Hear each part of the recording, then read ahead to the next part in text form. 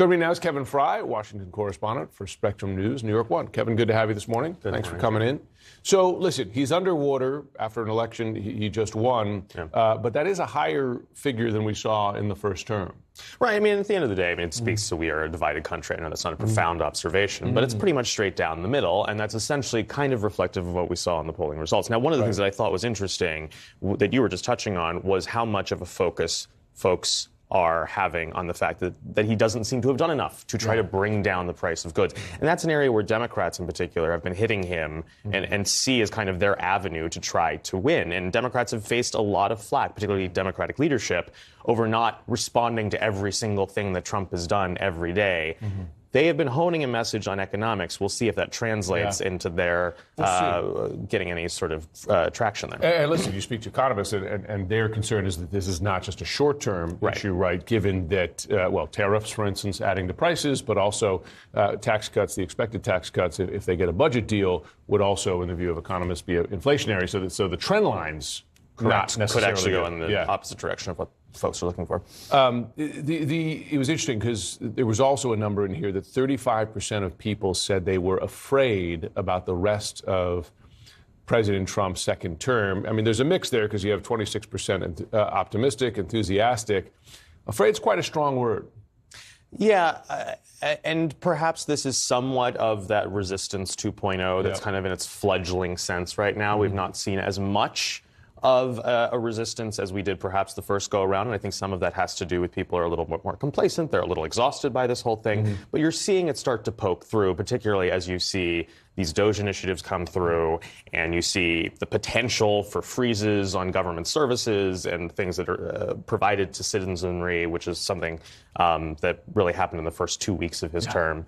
And on top of that, we're seeing more and more of these executive orders that have raised alarm bells amongst parts of the American public. All right, so speaking of those alarm bells, one of which is the idea of how far he is stretching executive power. The White House, rather than running away from that, seems to be leaning into it. Check out this tweet yesterday, leaning into the Trump as king imagery here, specifically related to his effort to end congestion pricing in New York, which, of course, was a local decision, right? But you have the executive seemingly in a quite unusual way overruling or attempting to overrule the decision of the local elected leaders. Right, and just a little background. Congestion pricing essentially imposes a toll if you go into the lower end of Manhattan. It's basically a very concentrated area, a lot of congestion over time. The goal is in part to reduce the congestion, but as the Secretary of Transportation argued, it seems because they're trying to raise money for the MTA, there are different motives at play here, the local subway system, for example. At the end of the day, what that seems to be is, one, speaking to kind of this notion of him being the king of New York and this kind of tenuous relationship that he's had with the city for years now, to go from a person who loved the tabloid culture, cultivated that relationship with them, wanted to be accepted by Manhattan elites because he was from one of the outer boroughs. At the same time, is juxtaposed with the fact that during his first term, he imposed a tax restriction that pissed off a lot of New Yorkers. And also, of course, it was a jury of his peers in New York that voted to convict him. And so, again, this tenuous relationship, and now he's basically stamping his foot into New York. And the governor, a Democrat who has had wobbly approval ratings, came out swinging yesterday, basically saying that Trump is making New Yorkers into roadkill. Yeah, well, goodness, that's quite a line there. And it'd be interesting to see if the SALT tax deductions makes it into where this budget they land. deal. And he needs the Republicans in New York in order to remain in control of the House. I want to go back because I want to put up on the screen the proper numbers on one of the questions asked in this polling here. If we could put it up on the screen now.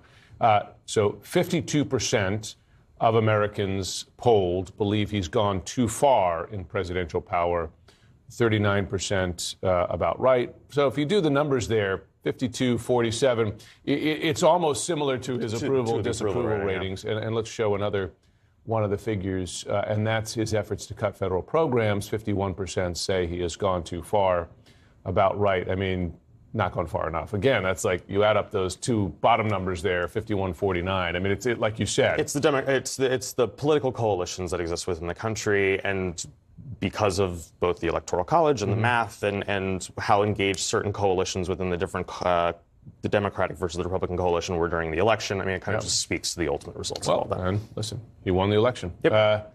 Kevin Frey, thanks so much for coming in this morning.